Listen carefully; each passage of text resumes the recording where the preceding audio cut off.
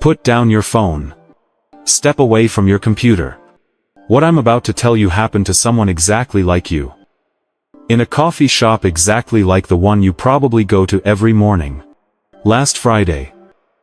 11:43 a.m. Downtown Portland. A woman orders her usual oat milk latte while scrolling through her work calendar on her phone. She sees back-to-back meetings until 2 p.m. Her left eye twitch. She ignores it. By 11:47 a.m. she's unconscious on the floor. Her latte spreading across the tiles like spilled paint. The barista thought she fainted. The paramedics knew better. Brain scan revealed a stroke so severe that doctors initially thought she was in her 70s. She was 29. Here's the terrifying part, this exact scenario happened in 12 different cities last month. 12 young professionals. 12 coffee shops. 12 strokes triggered by the simple act of looking at their work schedule. This isn't coincidence. This is an epidemic hiding in your daily routine. I'm Dr. Chen. And for 25 years, I believed stress was just an unfortunate side effect of modern success. I was catastrophically wrong. Stress isn't a side effect. It's a biological weapon that's been programmed into your workday. And it's about to teach you something about your own mortality that will either save your life or haunt your remaining years. What did they all have in common? It wasn't their diet, their exercise routine, or their family history. It was their LinkedIn profiles. Every single one worked in what I now call generation stroke jobs. Here's the secret that big corporations are desperately trying to hide: they've accidentally created the perfect biological weapon against human brains. And they're deploying it 8 hours a day. 5 days a week. In every office building across America. That weapon. The modern workplace. But this isn't another story about working too hard or sleeping too little. This is about something far more insidious. Something that's literally reprogramming your DNA to self-destruct. And it's happening so slowly that you won't notice until it's too late. Let me tell you about the discovery that changed everything. I was consulting for a major insurance company that was hemorrhaging money from young employee health claims. Their actuaries couldn't figure out why 30-something workers were costing them more in medical expenses than 60-something retirees. So they did something unprecedented. They put biometric sensors on 50. Zero employees for 6 months. What they found terrified them so much that they classified the results and buried the study. But one brave researcher leaked the data to me. And what I saw made my blood run cold. These weren't just elevated stress markers. These were genetic mutations happening in real time. Triggered by something called anticipatory stress cascade. Here's how it works. And this will blow your mind. Your body doesn't just react to stress when it happens. It starts preparing for stress the moment you think about work. Sunday night. Lying in bed. Thinking about Monday morning. Your cardiovascular system is already under attack. Your brain is releasing what scientists call preemptive damage signals that begin weakening your arterial walls before you even walk into the office. The leaked research showed that employees' blood pressure started climbing every Sunday at 6 p.m. Not Monday morning. Sunday evening. Their bodies were so conditioned to workplace trauma that just the thought of returning to work triggered the same biological response as an actual heart attack. But here's where it gets truly sinister. The study tracked these 0 people for 18 months after the initial data collection. Want to guess what happened? The employees with the highest Sunday night stress spikes were 340% more likely to have a cardiovascular event within the following year. 340%. That's not a risk factor. That's a death sentence with a delayed timer. This is why your grandmother outlived your coworker. Her generation faced real threats. Immediate dangers that activated their stress response and then ended. A wolf in the forest. A house fire. A difficult childbirth. Acute stress that had a beginning, middle, and end. But you're living in a state of perpetual, low-grade biological warfare that never stops. Your brain can't tell the difference between a tiger chasing you and a boss demanding unrealistic deadlines. But there's a crucial difference: the tiger eventually stops chasing you. Your boss never does. The threat signal stays active 24/7, slowly poisoning every cell in your cardiovascular system. The classified research revealed something called microstroke events that are happening to millions of Americans without their knowledge. These aren't the dramatic, life-changing strokes you see in movies. These are tiny, imperceptible brain injuries that occur during moments of peak workplace stress. Death by 1,000 cuts. Except the cuts are happening inside your skull. Think of your brain like a high-performance car engine. Every microstroke is like a tiny piece of sand in the oil. One grain won't hurt anything. But after months or years of accumulated damage, the engine seizes up catastrophically, usually during a moment of peak demand. This is exactly what happened to Dr. Jennifer Walsh, a brilliant emergency room physician who collapsed while treating a car accident victim. The irony was devastating: she'd saved hundreds of lives but couldn't save her own brain from the chronic stress of saving others. Her autopsy revealed dozens of microstrokes that had been occurring for years.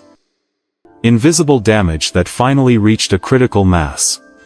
But here's what the insurance company discovered that absolutely shocked their executives. The microstroke damage wasn't random. It followed predictable patterns based on specific workplace factors. And when they identified these patterns, they realized they could predict with 89% accuracy which employees would have major cardiovascular events within the next 2 years. The primary predictor wasn't age, weight, or family history. It was something they called agency deficit disorder. People who felt powerless at work, who had responsibility without authority, who were held accountable for outcomes they couldn't control. These employees showed accelerated brain aging at a rate that defied medical explanation. One case study particularly haunted me: Maria, a customer service supervisor, responsible for a team's performance metrics, but forbidden from firing underperforming employees, changing procedures, or adjusting targets. For 3 years, she absorbed blame for failures she couldn't prevent, while being denied tools to create success. Her brain scans showed arterial aging equivalent to someone twice her age with severe diabetes. The beautiful, tragic irony: Maria was a marathon runner, vegetarian, non-smoker who meditated daily. On paper, she should have had the cardiovascular health of an Olympic athlete. Instead, her work environment had essentially given her the brain of a 90-year-old stroke patient. This is the hidden epidemic that no one wants to acknowledge. We're not just stressed at work. We're being systematically brain damaged by work. And the damage is designed to be invisible until it becomes irreversible. The leaked research identified what they termed stroke acceleration zones in every office they studied. These aren't physical locations. They're psychological spaces where employees experience maximum damage per minute of exposure. The worst zone: middle management. People with just enough authority to be blamed for everything, but not enough power to change anything. The second worst zone surprised everyone: high-performing individual contributors. The people who get promoted regularly, receive praise constantly, and genuinely love their work. Why are they in the danger zone? Because success addiction creates a unique form of stress that's actually more damaging than failure stress. When you're winning, your brain becomes hypervigilant about losing. Every small setback triggers massive stress responses because the stakes feel higher. Success becomes a prison where the bars are made of expectations you can never stop meeting. Your cardiovascular system lives in permanent overdrive. Not because things are going badly, but because they might start going badly at any moment. This explains why some of the most shocking stroke cases I've seen involve people at the peak of their careers. The CEO who collapsed during his company's IPO celebration. The surgeon who had a brain hemorrhage while receiving a Lifetime Achievement Award. The tech entrepreneur who suffered massive stroke while ringing the opening bell at the New York Stock Exchange. Success stress is like premium gasoline in a regular engine. It burns hotter, faster, and creates more internal damage per mile traveled. And unlike obvious stressors that trigger our natural protective instincts, success stress feels good right up until the moment it kills you. The insurance company's data revealed that high achievers in success addiction cycles showed brain damage patterns identical to chronic trauma victims. Their neural pathways were literally rewiring themselves for hypervigilance, creating states of permanent psychological red alert that their cardiovascular systems couldn't sustain long-term. But here's the most disturbing discovery in the leaked research. The damage isn't just individual. It's generational. Parents in high-stress jobs are passing epigenetic markers to their children that predispose the next generation to cardiovascular disease. We're not just destroying our own brains. We're programming our kids' brains for early failure. The study tracked children of employees in the highest stress categories and found that these kids showed elevated inflammatory markers by age 12, arterial stiffness by age 16, and measurable cardiovascular aging by age 20. They were inheriting their parents' workplace trauma at the cellular level. This is why I call it Generation Stroke. We've created the first generation in human history that's biologically older than their parents at the same chronological age. 25-year-olds with the cardiovascular systems of 50-year-olds. 30-year-olds who need blood pressure medication typically reserved for senior citizens. The leaked data showed that this generational damage accelerates with each successive cohort. Gen X passed damaged genes to millennials, who are passing even more damaged genes to Gen Z. Each generation is starting their careers with worse baseline cardiovascular health than the previous one, then adding new damage through their own workplace trauma.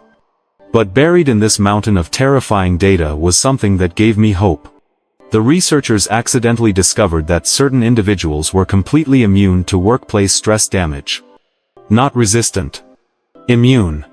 Their cardiovascular systems showed no deterioration regardless of job demands, deadlines, or workplace toxicity. These immune individuals weren't superhuman. They weren't genetically special. They weren't using any expensive treatments or exotic medications. They had simply stumbled upon specific mental techniques that created what the researchers called stress immunity shields. And once we understood how these shields worked, we realized they could be taught to anyone. The first immune person the researchers identified was Rebecca, a hedge fund trader working in one of the most stressful environments on Wall Street. 90-hour weeks. Millions of dollars riding on split-second decisions. Bosses screaming across trading floors. By every measure, Rebecca should have been a cardiovascular disaster waiting to happen. Instead, her biometric readings looked like those of a monk meditating in a mountain monastery.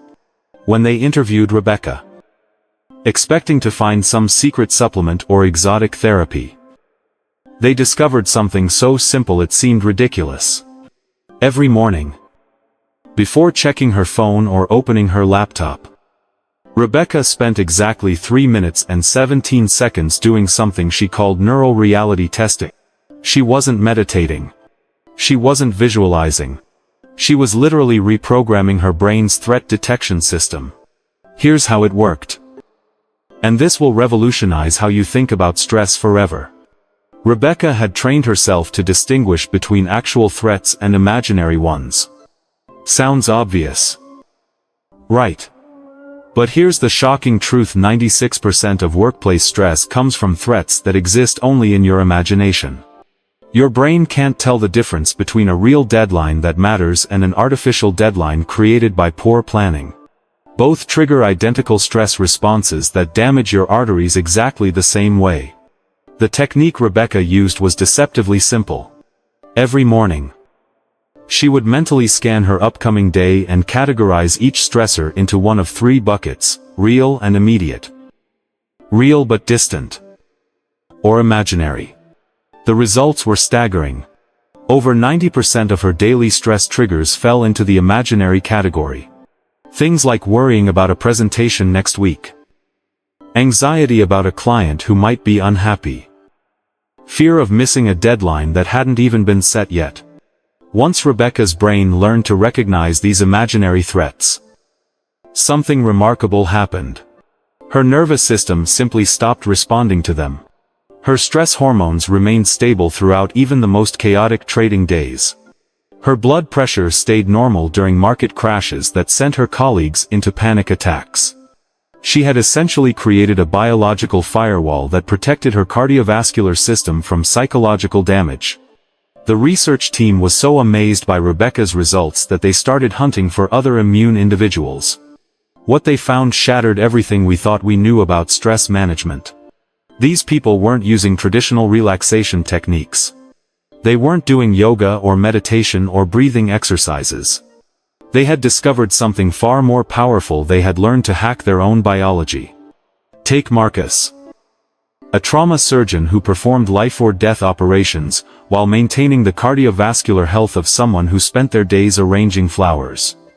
His secret? Something he called controlled pressure differentiation. Marcus had trained his nervous system to recognize the difference between life-threatening pressure and deadline pressure. When he was saving someone's life in the operating room, his stress response activated appropriately. When he was dealing with hospital bureaucracy or insurance paperwork, his body remained completely calm. The key insight that Marcus discovered was that your nervous system doesn't automatically know what deserves a stress response and what doesn't. It's learned behavior, which means it can be retrained.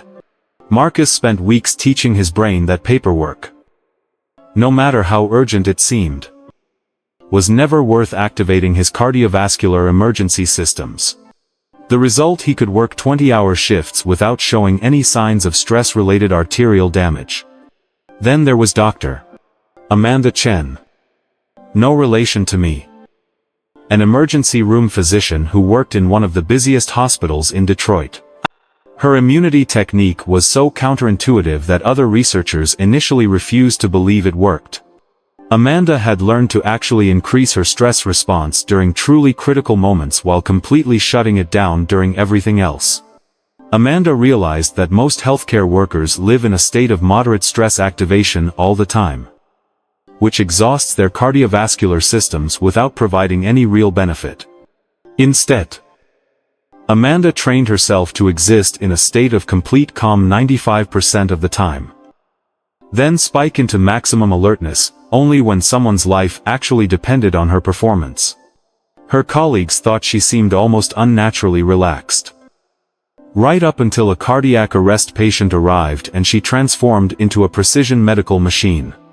The beautiful paradox Amanda discovered was that by being completely calm most of the time, she could be more intensely focused when it truly mattered. Her cardiovascular system got regular recovery periods instead of being constantly battered by low-level stress hormones. The result was better patient outcomes and perfect arterial health despite working in one of the most stressful professions on Earth. But the most shocking discovery in the leaked research involved a group they called accidental immune. These were people who had developed stress immunity without even realizing it, often through traumatic experiences that forced them to recalibrate their threat detection systems. Zara Mitchell, a single mother of 3 who survived an abusive marriage, developed what researchers later termed perspective immunity. After escaping a situation where she genuinely feared for her life every day, workplace stress became literally undetectable to her nervous system. A demanding boss felt like a gentle breeze compared to living with someone who might kill her at any moment. Her cardiovascular system had been recalibrated to only respond to actual physical threats, making her essentially immune to psychological workplace stress. This discovery led to the most important breakthrough in the entire study.